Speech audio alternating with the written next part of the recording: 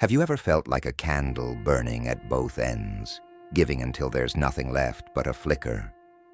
If so, you're not alone. Today, we're diving into ancient wisdom that can save you from burning out while teaching you to shine even brighter. Welcome, warriors of the modern world. You're here because you care deeply, give freely, and often wonder if you're doing enough. But here's a truth bomb. Caring for others at the expense of yourself isn't nobility. It's a recipe for disaster. We're exploring the art of balancing kindness with self-care. We'll tap into Stoicism's timeless wisdom and see how these ancient principles can revolutionize your life in today's chaotic world. Chapter 1. The Problem of Overgiving. Picture this. You're holding a cup. This cup represents your energy, your time, your essence. Imagine constantly pouring from this cup to fill others, friends, family, colleagues. They all come to you with their empty cups, and without hesitation, you pour and pour. It feels good, being the one people rely on, the rock in the storm. But here's the kicker. What happens when your cup runs dry? When you reach for that last drop of energy and find nothing? This, my friends, is the path of overgiving. It's a trap that ensnares the best of us. We sacrifice sleep, self-care, and sanity on the altar of other people's needs. We wear our exhaustion like a badge of honor, thinking it proves our worth. But here's a hard truth. Constant self-sacrifice isn't sustainable, and it's not truly helpful. When we're running on empty, the quality of our help diminishes. We become irritable, resentful, and even bitter. Is that the version of yourself you want to offer the world? This is where the Stoics step in with their timeless wisdom. Epictetus, a formerly enslaved person turned philosopher, said, "He is a wise man who does not grieve for the things which he has not, but rejoices for those which he has." True strength isn't about giving everything away. It's about recognizing and appreciating your resources and using them wisely. The Stoics understood that self-care isn't selfish, it's essential. To be truly helpful and kind, we must ensure our cup is full.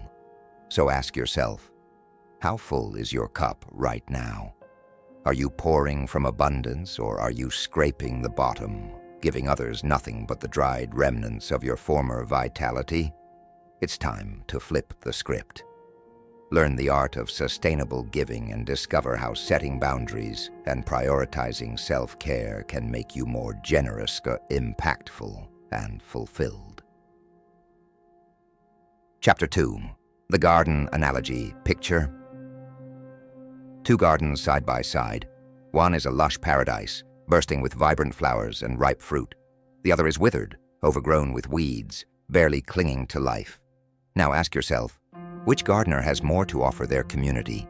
This, my friends, is the essence of Stoic self-care. Tending your garden first is not selfish, it's necessary. It enables you to help others sustainably. Marcus Aurelius, the philosopher-emperor, said, "What stands in the way becomes the way." Your self-care isn't an obstacle to generosity. It's the very path to sustainable kindness. By nurturing your well-being, you create an abundance from which to give. You're not depleting yourself, but sharing your overflow. This is the Stoic perspective on sustainable help. Think about it. A thriving garden doesn't just feed its owner. It provides beauty for passers-by, shelter for wildlife, and a harvest to share with neighbors. It becomes a source of inspiration and nourishment for the entire community. So I challenge you, be that garden. Cultivate your strengths, nourish your mind, tend to your emotional health, and create a wellspring of vitality that naturally overflows to those around you. Remember, in taking care of yourself, you're not just serving your interests, you're preparing yourself to serve others more effectively, more joyfully, and for the long haul. Chapter 3. True Generosity. Now let's dive into the heart of true generosity. Not the kind that leaves you drained and resentful, but the kind that fills you up and lights you from within. Seneca, the great Stoic philosopher, taught that real giving comes without the expectation of return. It's not a transaction or a debt to be repaid. It's a pure expression of your values and your humanity. When you give without strings attached, something magical happens. You tap into a wellspring of joy that goes beyond the fleeting pleasure of receiving gratitude. True generosity is born from a place of abundance, not scarcity. It's about sharing the overflow of your well-tended garden, not scraping the bottom of an empty cup. To achieve this, you must learn to set boundaries. Saying no isn't a sign of weakness or selfishness. It's a powerful act of self-respect. By protecting your time and energy, you ensure that when you give, it's from a place of true generosity, not obligation. This allows you to give more freely, more joyfully, and more effectively. Start by caring for yourself as you would for others. Prioritize your physical, emotional, and mental well-being. Engage in activities that replenish your energy and bring you joy. Practice mindfulness and gratitude, focusing on the abundance in your life rather than what you lack. In doing this, you create a foundation of strength and resilience from which to give. Your generosity will no longer be a source of stress or burnout, but a source of fulfillment and joy. Modern psychology affirms that when recognition is not the goal, the act of giving itself becomes the reward. Studies show that selfless giving activates pleasure centers in our brains, reduces stress, and increases overall well-being. However, this only holds when the giving is voluntary, not driven by guilt or obligation. Reflect on your motivations. Are you giving because you genuinely want to, or because you think you should? Are you seeking validation and approval, or expressing your deepest values? True generosity isn't about the quantity of what you give, whether time, money, or energy, but the quality. It's about giving from a place of abundance, not scarcity. Here's a practice for you. The next time you have an opportunity to give, do it anonymously. Whether it's a kind deed, a donation, or a helping hand, do it without anyone knowing it was you. Notice the difference when you give without any expectation of recognition or return. That's the power of true generosity. By embracing this Stoic principle, you'll find that generosity becomes not a duty, but a source of profound fulfillment. You'll give not because you must, but because you can't imagine doing otherwise. Chapter 4. The Art of Saying No. After exploring the importance of giving, let's tackle one of the most crucial skills in your Stoic toolkit: the art of saying no. Epictetus, who rose from slavery to become a revered philosopher, wisely noted, "If you don't wish to be a hothead, don't feed your habit. Try as a first step to remain calm and count the days you haven't been angry."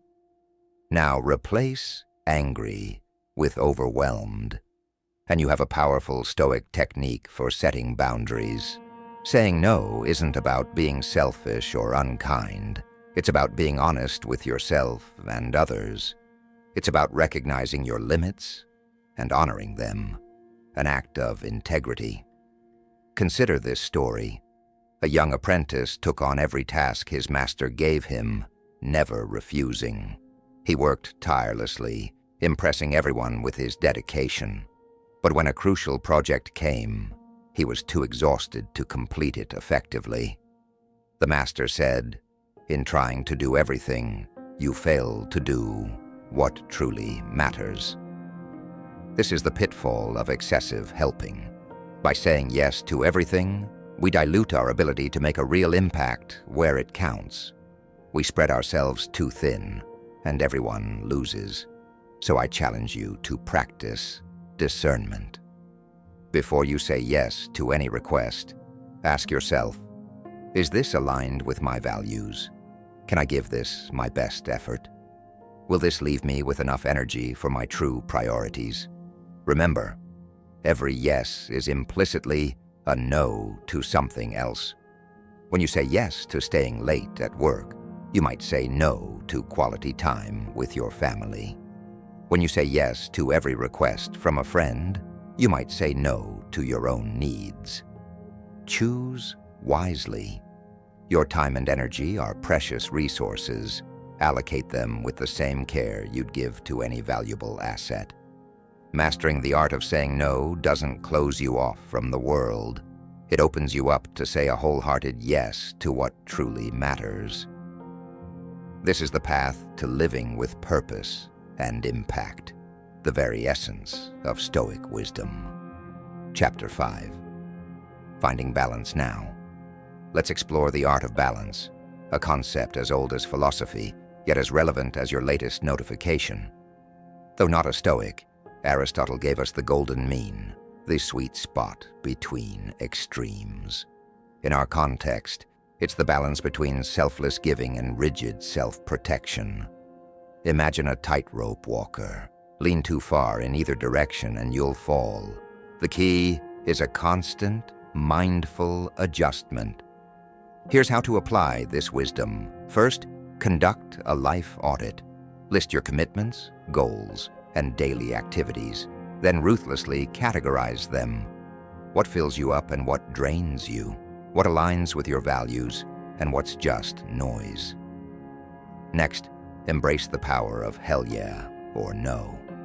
When faced with a request or opportunity, if it's not a hell yeah, it's a no.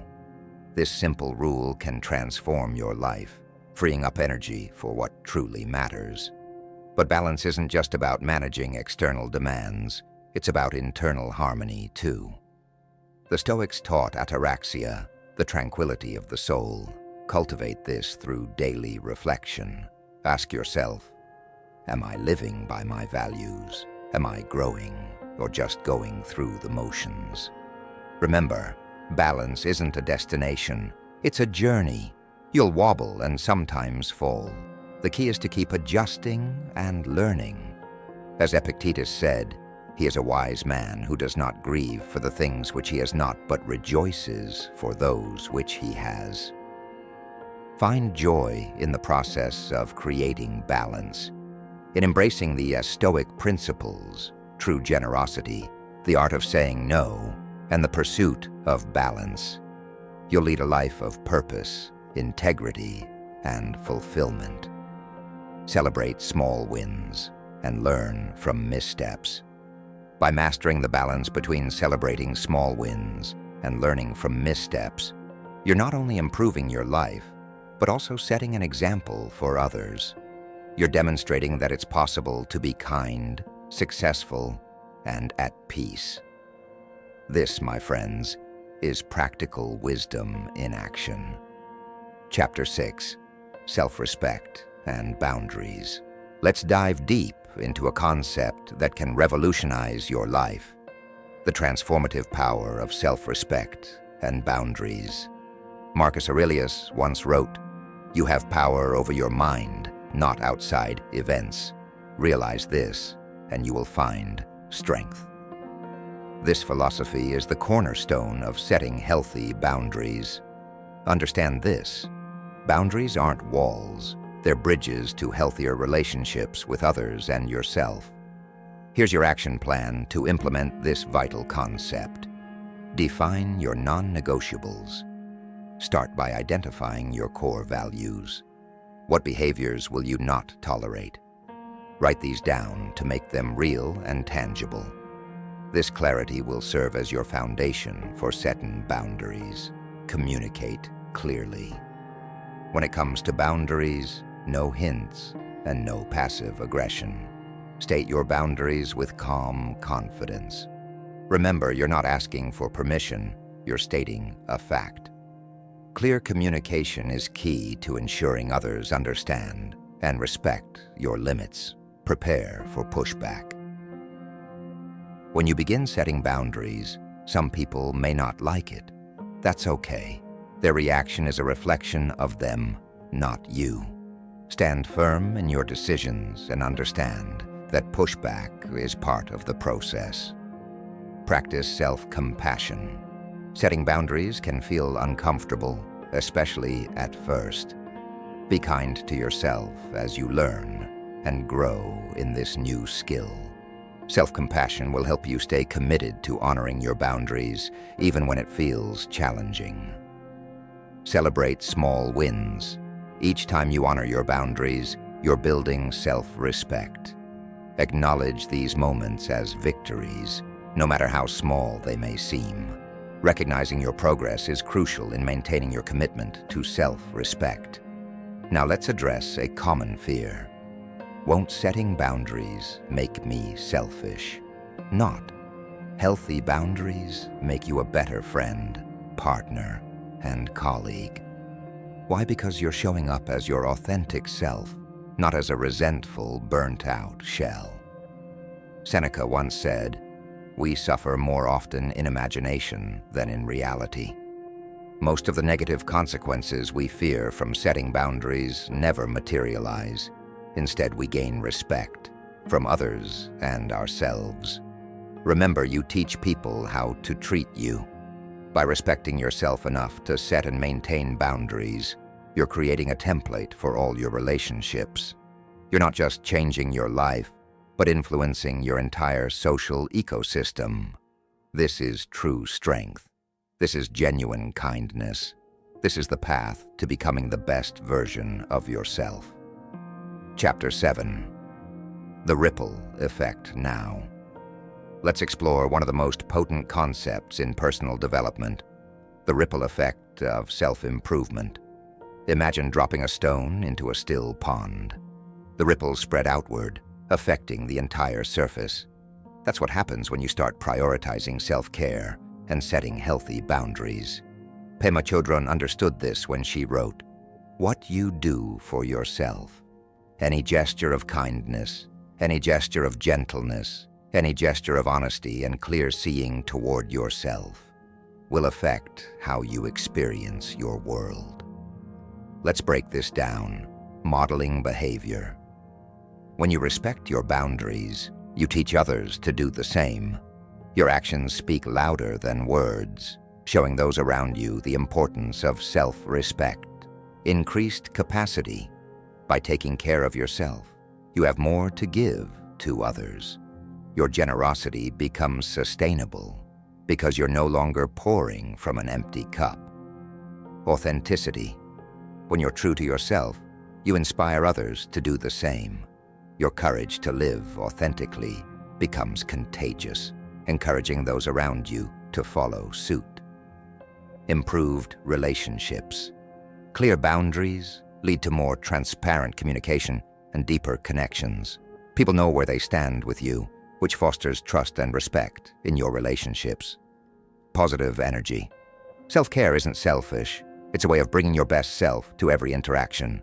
When you're well-rested, balanced, and centered, you bring positive energy into your interactions, uplifting those around you. Here's a challenge for you. For the next week, commit to one daily act of self-care and one instance of setting a clear boundary. Notice how it affects your interactions.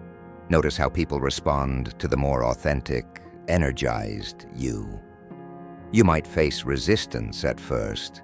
Change can be uncomfortable for both you and others, but stay the course. As Epictetus said, first say to yourself what you would be, and then do what you have to do. Remember, you're not just changing your life, you're creating a new standard for your community. You're showing that it's possible to be kind without being a doormat, and successful without burning out. This is how real change happens, not through grand gestures, but through consistent, authentic living, one person at a time, creating ripples that eventually become waves. You have more influence than you realize. Your journey toward balance and self-respect can be the catalyst someone else needs to start their journey. So I ask you, are you ready to create those ripples? Are you prepared to be the change you want to see in your world? The choice is yours, and the time is now. Call to action. Remember, as Theodore Roosevelt said, it is not the critic who counts, not the man who points out how the strong man stumbles, or where the doer of deeds could have done them better. The credit belongs to the man who is actually in the arena. You are that man in the arena. You're not just surviving in this chaotic world, you're learning to thrive in it.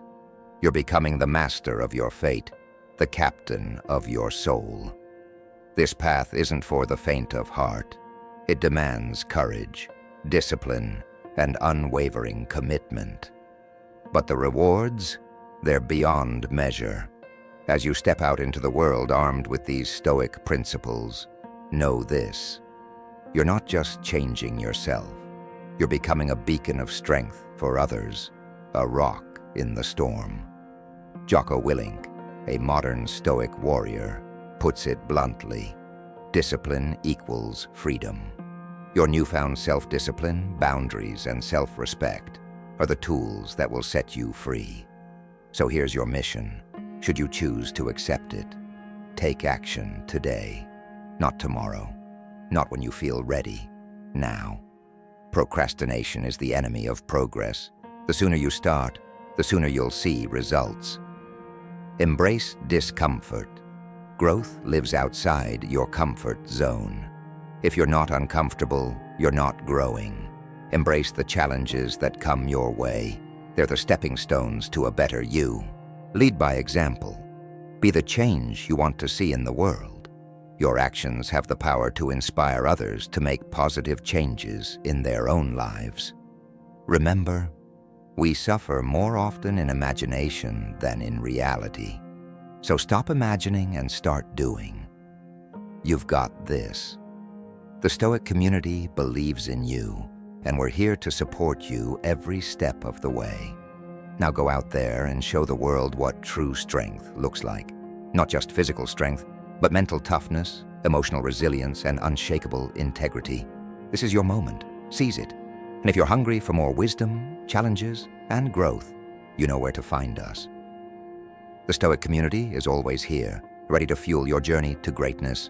Stay strong, stay stoic, and never ever give up on becoming the best version of yourself.